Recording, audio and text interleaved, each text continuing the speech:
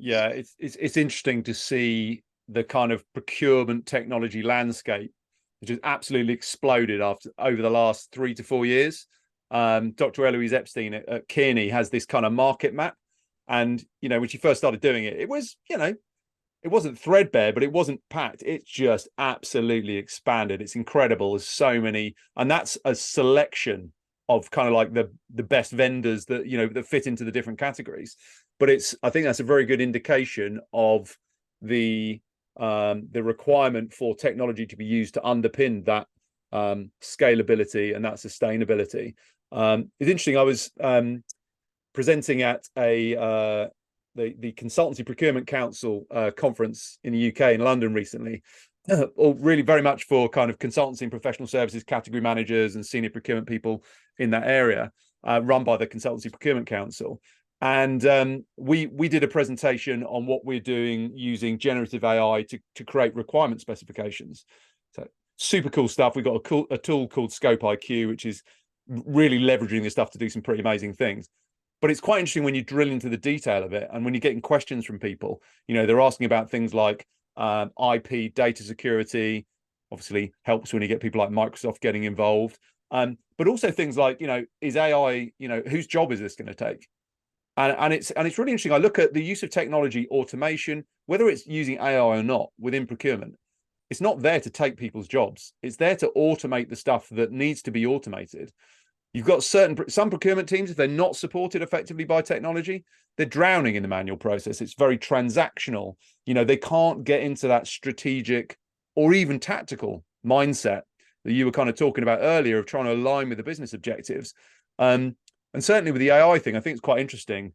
Obviously, it's all happening very, very quickly. Where it all goes, who knows from here, but it's certainly interesting. But I'm taking the approach of looking at it as a tool to be utilized.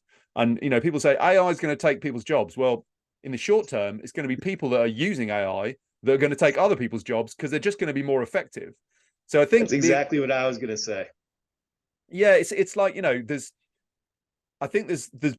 as procurement evolves as a function, and it's quite a young function if you compare it to some other business functions, particularly within certain industries. So in terms of its involvement, the procurement technology landscape is not as evolved or as advanced, for example, as the marketing technology landscape.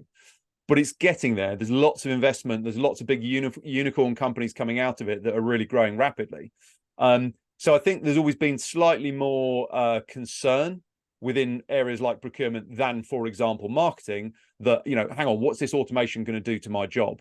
But I only see it as a positive thing in the sense that it's got to elevate people so they can get more thinking involved, concentrate on those relationships, and actually just all the stuff that's just repetitive transactional stuff, just automate it. But Yeah. do you think there's a bit of an inherent kind of concern about that in some organizations, some procurement teams? I see and hear it a lot. To me, if you're worried about AI taking your job, you really should go back and get some more education and understand A, what AI is, and B, what you're really doing for the organization. Because at no time should that system be able to take over what you're doing. And if that is something that you're doing, you should really repurpose, your time and your effort into doing something more productive, right? Because I agree, it's really just an enabler. It's allowing us to do our jobs better. You should be, if any of your listeners are in procurement and they're out there right now and they're not using ChatGPT and they're not trying to understand how AI is changing procurement, they should, because it is the future.